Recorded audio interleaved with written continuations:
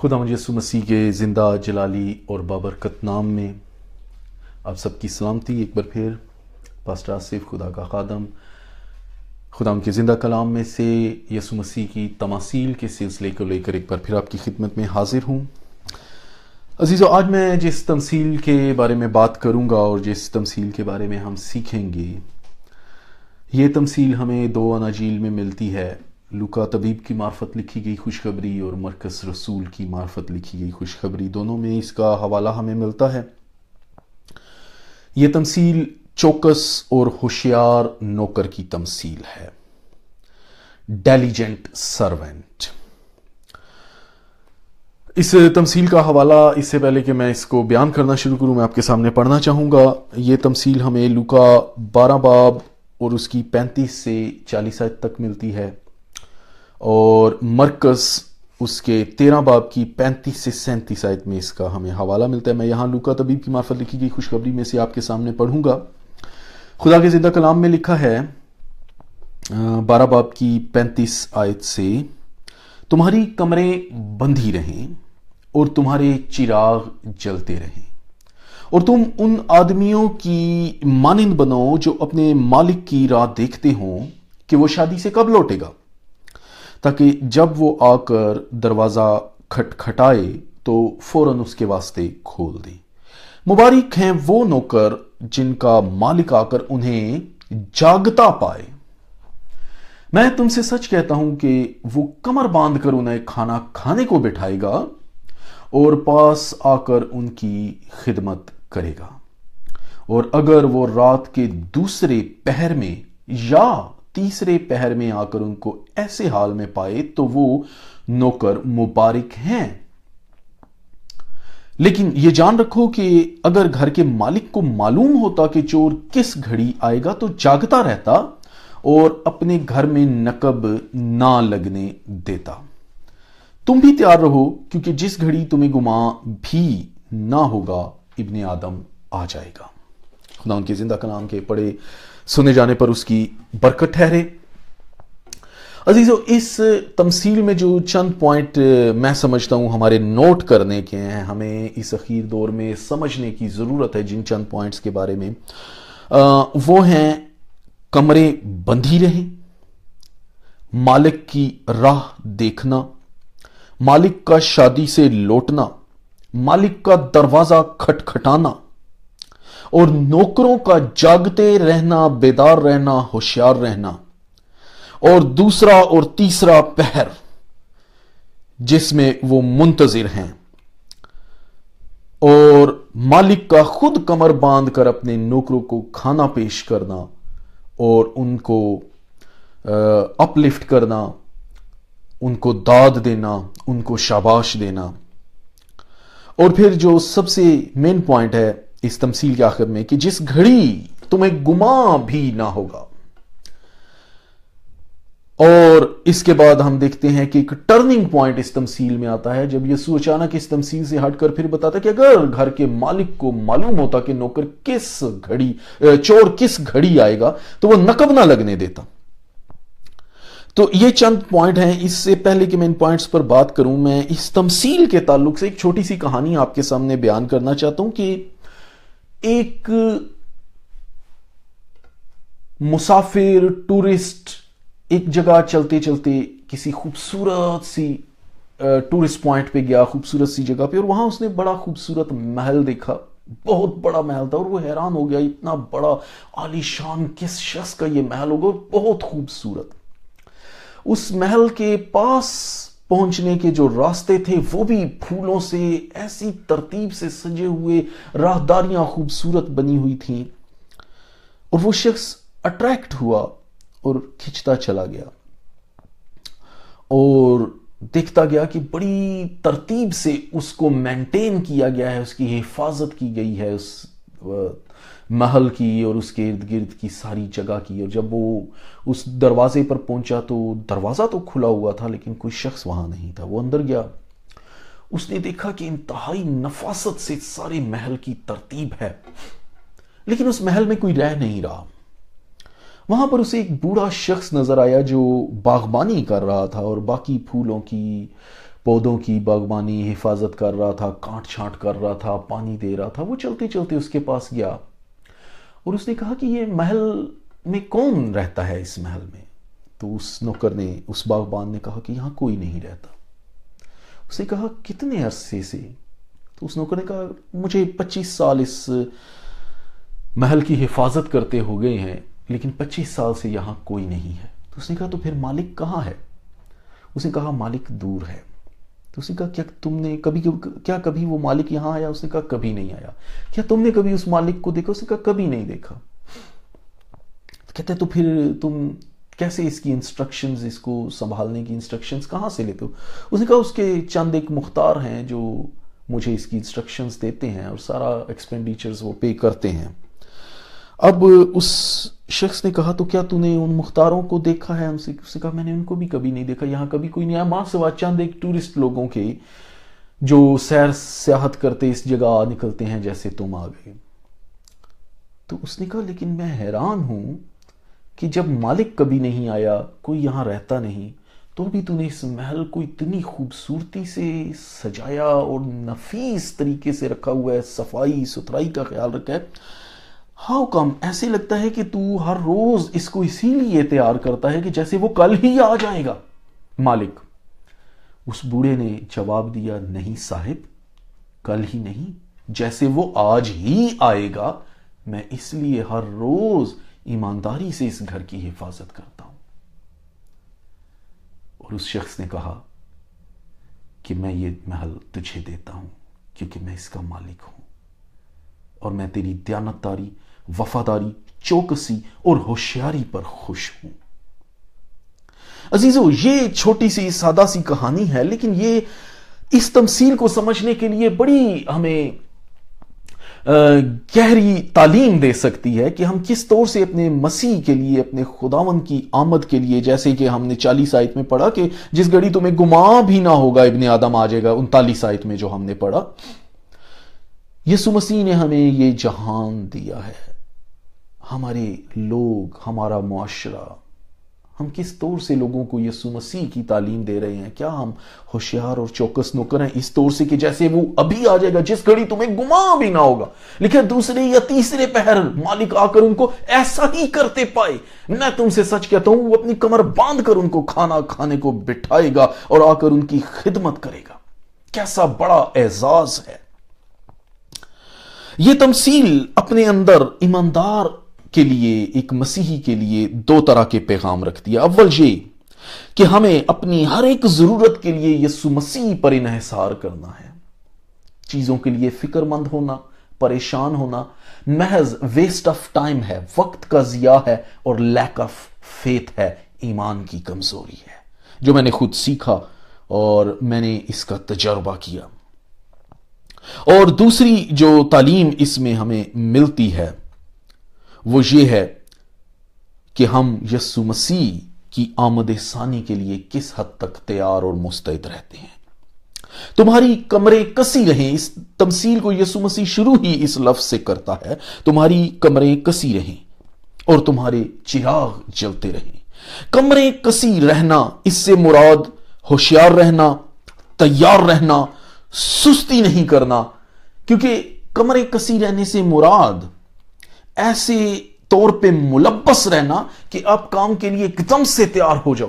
آپ گھروں میں اکثر سلیپنگ سوٹ پہن کر، ریلیکس ٹراؤزرز پائجامے پہن کر، سلیپر پہن کر پھرتے ہیں، لیکن اگر اچانک آپ کو باہر جانا ہو یا کسی سے ملنا ہو تو آپ کیا کریں گے؟ آپ کو ٹائم لگتا ہے کپڑے چینج کرنے میں، اپنے آپ کو تیار کرنے میں. لیکن اگر آپ آلریڈی گھر میں بڑے نفیس طریقے سے تیار ہو کر بیٹھے ہیں اور اچانک آپ کو باہر جانا پڑے یا کوئی آ جائے، دروازہ کھولنا پڑے، تو آپ کو تردد کی ضرورت نہیں اور آپ کو دیر لگانے کی ضرورت نہیں.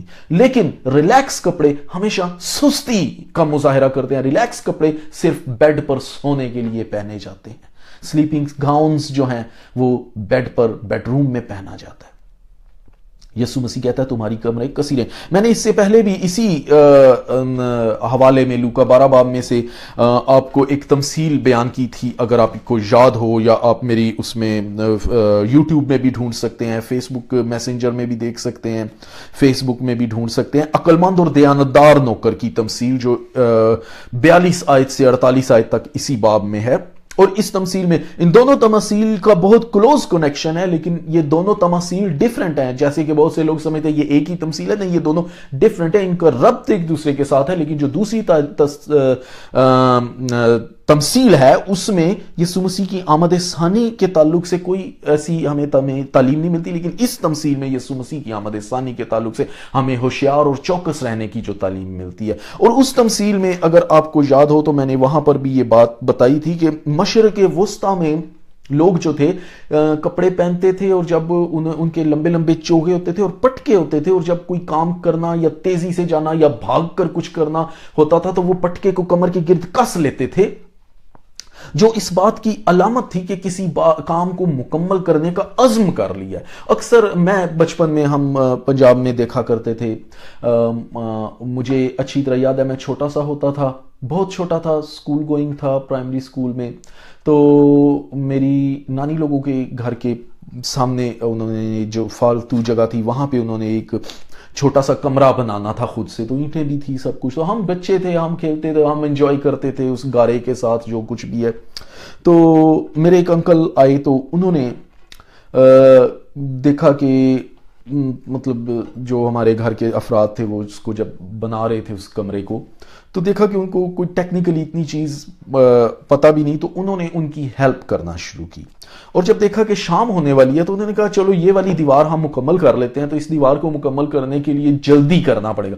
उस जल्दी के लिए उन्होंने क्या किया कि अपनी कमीज के फ्रंट और बैक पहलू को पकड़ के गिरा लगा दी, और फिर तेजी से चलो जी सबको जेल लगाओ, ये करो, ऐसे करो, ऐसे करो। तो बड़ी यानी कि उन्होंने अज़्म कर लिया कि इस दीवार को मैंने कंप्लीट करना है। और मुझे वो सीन आज भी याद है। और यहां पर तुम्हारी कमरें कसी रहें, कि जब आपने किसी चीज का अज़्म कर लिया है कि किसी को कंप्लीट करना है, तो आप अपने काम को पाया तकमील तक पहुंचाने के अज़्म में अपने आप को बिल्कुल रेडी कर लेते हैं। और हम देखते हैं कि यसु मसीह की जो आमद सानी है वो बहुत करीब है। हमें जरूर है कि उसकी मुनादी के काम को जल्दी जल्दी करना है। दुनिया हलाकत के अंदर, तबाही के अंदर जा रही है। हमें बहुत जल्द इस दुनिया को यसु मसीह की आमद के लिए तैयार करना है। वक्त बहुत कम रह गया है। तुम्हारी कमरें कसी रहें ताकि हम सही तौर से दुरुस्त ग़िज़ा, रूहानी ग़िज़ा लोगों तक पहुंचा सकें। इस बात में यसु मसीह की आमद सानी का मजमून पिन्हा है। और अगर आप सो रहे हैं, क्या हमने पढ़ा था कि मुबारक है वो नौकर जिसका मालिक आकर उसे जागता पाए। अगर आप सो रहे हैं तो ये आपकी सुस्ती और गैर संजीदापन का इजहार है, ये आपके गैर संजीदा होने की निशानी है। फिर हम देखते हैं कि तुम्हारे चिराग जलते रहें।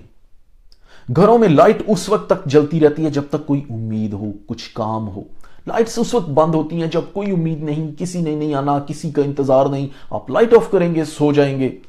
तुम्हारे चिराग जलते रहें। ओल्डन टाइम्स में भी अगर किसी के कोई मुंतजिर होते थे तो अपने घर की खिड़की पर वो चिराग जलाकर रखते थे, जो किसी के आने के इंतजार की निशानी था। तुम्हारे चिराग जलते रहे, तुम्हें मालूम नहीं कि वो किस लम्हा आ जाएगा। अजीजों, ये आखिर दौर में रूहुल कुद्स हमें तहरीक दे रहा है कि हम अपने आप को तैयार करें यसु मसीह की आमद के लिए। यू नेवर नो कि वो कब आ जाएगा, किस लम्हा आ जाएगा। जलता चिराग, इसके अलावा मुंतजिर होने के अलावा खुशखबरी और मुनादी की निशानी है। चिराग मुनादी को जाहिर करता है। अपने चिराग बुझने ना दो, बल्कि मुनादी के काम को जारी रखो, सुस्ती और काहली मत करो। फिर हम देखते हैं कि कलाम में चिराग को कलाम से तशबीह दी गई। हम ज़बूर में देखते हैं कि तेरा कलाम मेरे कदमों के लिए चिराग और मेरी राह के लिए रोशनी है। उसका कलाम हमें मुनव्वर करता है, उसका कलाम हमें तारीकी में ठोकर खाने से बचाता है। और अगर हम چراغ کو جلتا رکھیں. جلتا رکھنے سے مراد یہ ہے کہ اس کے کلام کی روشنی کو اپنے اندر سے نہ بجھائیں. ہمیں دن اور رات اس کے کلام کا دھیان ہو, ہمیں ہر لمحہ اس کے کلام کی فکر ہو, مطلب کہ ہم اس کے کلام کو ہر وقت یاد رکھیں. کچھ بھی کرنے سے پہلے سوچ لیں کہ کلام کیا کہتا ہے. زبور نویس کہتا ہے میں نے تیرے کلام کو اپنے دل میں رکھ لیا ہے تاکہ تیرے خلاف گناہ نہ کروں. یسوع مسیح کلام ہے, وہ چراغ ہے, وہ نور ہے, وہ روشنی ہے, وہ ہمیں تاریکی میں ٹھوکر کھانے سے بچا سکتا ہے. صرف وہی منجی ہے, وہی نجات ہے, اور کسی کے پاس نجات نہیں ہے.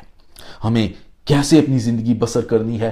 مالک کی راہ تکتے ہوئے, ایسے منتظر رہنا ہے جیسے وہ دروازہ پر کھڑا ہوا ہے. وہ خود مکاشفہ میں ہمیں بتاتا ہے, دیکھ میں دروازہ پر کھڑا ہوا کھٹکھٹاتا ہوں, اور جو کوئی میرے لیے دروازہ کھولتا ہے, یعنی کہ جو کوئی مستعد ہے, تیار ہے, اس کے کلام کو سن کر اس پر عمل کرنے کے لیے مستعدی کرتا ہے, سستی نہیں کرتا, کلام کو سن کر عمل کرتا ہے, کیونکہ کلام سننا جو ہے وہ ہمیں عمل کی طرف لے کر جاتا ہے. ایمان جو ہے وہ کلام کے وسیلے سے پیدا ہوتا ہے, اور ایمان ہمیں متحرک کرتا ہے عمل کرنے کے لیے. ہم دیکھتے ہیں کہ کلام میں ہم نے دیکھا کہ تم نہیں جانتے کہ مالک کس گھڑی آ جائے. اس گھڑی, اس ٹائم کی بابت کوئی نہیں جانتا. لکھا ہے رات کے دوسرے پہر یا تیسرے پہر. تیسرا پہر وہ پہر ہوتا ہے جو غنودگی کا ہوتا ہے, جس وقت بڑا دل کرتا ہے ریلیکس کرنے, لیکن وہی ٹائم ہے خدا کی قربت کو حاصل کرنے کا, منتظر رہنے کا. اگر آپ کو کسی سے پیار ہے, آپ کسی کے منتظر ہیں, تو آپ دن رات اس کا انتظار کریں گے. زبور نویس پھر مجھے یاد آ رہا ہے, زبور نویس ہم کیا پنجابی زبور میں گاتے ہیں, شام صبح دوپہرا نو میں فریاداں گزارا, سنے گا رب رونا میرا نالے سب پکارا. ہم وائز میں کیا پڑھتے ہیں, وائز بن داؤد کیا لکھتا ہے وائز کی کتاب میں, کہ صبح کو بھی اپنا بیج بو اور شام کو بھی اپنا ہاتھ ڈھیلا نہ ہونے دے, کیونکہ تو نہیں جانتا کہ ان میں سے کون سا برو مند ہوگا, یہ یا وہ, یا دونوں کے دونوں برابر برو مند ہوں گے. ہمیں ہر لمحہ اس کے لیے تیار رہنا. اکثر مالک, لکھا مالک کے آنے میں دیر بھی ہو سکتی ہے, اکثر مالک کے آنے میں, اکثر ہم بھی جب پارٹیوں میں جاتے ہیں, شادیوں میں جاتے ہیں, تو اگر گھر کے کچھ افراد گئے ہوں تو ہم دیر تک ان کا انتظار کرتے ہیں. اور ڈیفینیٹلی ایسا ہوتا ہے اکثر شادی بیاہ کی پارٹیوں میں یا اس طرح کے پروگراموں میں جب آپ جاتے ہیں ضیافتوں میں, تو واپسی ہمیشہ دیر سے ہوتی ہے, متوقع ٹائم سے ہمیشہ بہت دیر سے ہوتی ہے, لیکن واپسی ہوتی ضرور ہے. یہ نہیں کہ کوئی واپس ہی نہ آئے, واپسی ہوتی ضرور ہے. یسوع مسیح کے آنے کا بھی ٹائم کسی کو معلوم نہیں, لیکن یاد رکھیں کہ وہ دروازہ پر کھڑا ہوا کھٹکھٹاتا ہے. Any time you can hear that knock and you should be ready for that. پھر ہم دیکھتے ہیں کہ یہ تمثیل گو کہ بڑی سادگی سے یسوع مسیح نے بیان کی, لیکن اس میں بڑی سادگی سے اس کی آمد اور تیار رہنے اور کلام کو سنجیدگی سے ایکسپٹ کرنے کی تعلیم پر زور دیا گیا ہے. مسیح کی آمد کسی بھی لمحہ ہو سکتی ہے, کوئی نہیں جانتا کہ وہ کس لمحہ آئے, لیکن ہم کیا کر رہے ہیں؟ کیا ہم تیار ہیں؟ کیا ہم اس کی آمد کے لیے اس لائق طور پہ تیار ہیں جیسے وہ چاہتا ہے, یا بس ہم محض سستی اور کاہلی کر کے اپنے آپ کو خدا کی حضوری سے دور کیا؟ بھی اس کے آنے میں بہت وقت ہے. کیونکہ کلام میں کیا لکھا ہے, ہم اسکرپچرز میں کیا پڑھتے ہیں کہ بہت سے لوگ کہتے ہیں کہ ابھی اس کے آنے کا وعدہ کہاں رہا, جب سے باپ دادا سوئے ہیں تب سے سب کچھ ایسے ہی چل رہا ہے. یہ یاد رکھیں کہ وہ آئے گا, ضرور آئے گا, اور یہ اٹل ہے. جیسے نیکسٹ ہر صبح, ہر اگلے دن, ہر نیکسٹ مارننگ سورج کا طلوع ہونا ضرور ہے, یسوع مسیح کا لوٹنا ضرور ہے. لیکن ہم کس طور سے اس کے منتظر ہیں؟ کہیں ہم اس کی انتظاری میں, اس کے منتظر ہونے میں ملاوٹ تو نہیں کرے؟ کہیں ہمارے ایمان میں ملاوٹ کا عنصر تو شامل نہیں ہے؟ ورنہ یہ نہ ہو کہ ہم اپنے اجر سے رہ جائیں. اکثر میں نے دیکھا ہے کہ جو لوگ ملاوٹ کرتے ہیں وہ بڑی محنت کرتے ہیں, اچھی خالص چیز کو لے کر بڑی محنت. بے وقوفی کی انتہا یہ ہے کہ اگر وہ اتنی ہی محنت سچائی کے ساتھ خلوص پن سے کریں تو انہیں اجر بھی ملتا ہے, لیکن وہ محنت کر کے, ملاوٹ کر کے چیزیں جب بیچتے ہیں اور جب پکڑے جاتے ہیں تو وہ جتنی محنت انہوں نے اس ملاوٹ میں کی ہوتی ہے سب کا اجر ملنے کی بجائے انہیں سزا ملتی ہے.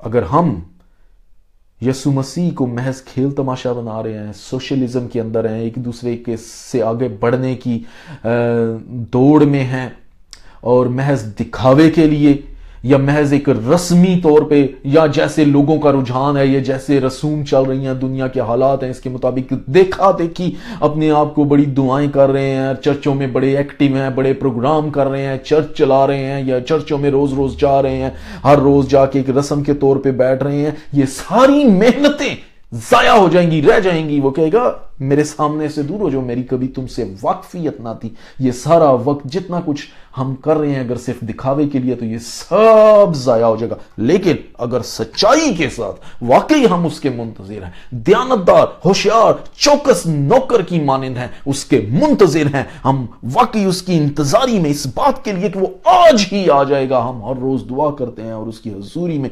قربت میں رہتے ہیں، ہم لوگوں تک اپروچ کرتے ہیں، لوگوں سے کلام کا بیان کرتے ہیں، تو یقیناً اس کا بہت بڑا اجر ہے۔ وہ خوش ہوگا اور ہمیں انعام دے گا، اور کمر باندھ کر وہ ہمیں اپنے ساتھ، کتنا بڑا اعزاز ہے، کھانا کھانے کو بٹھائے گا۔ یہ بہت بڑا اعزاز ہے، یہ نیور نو۔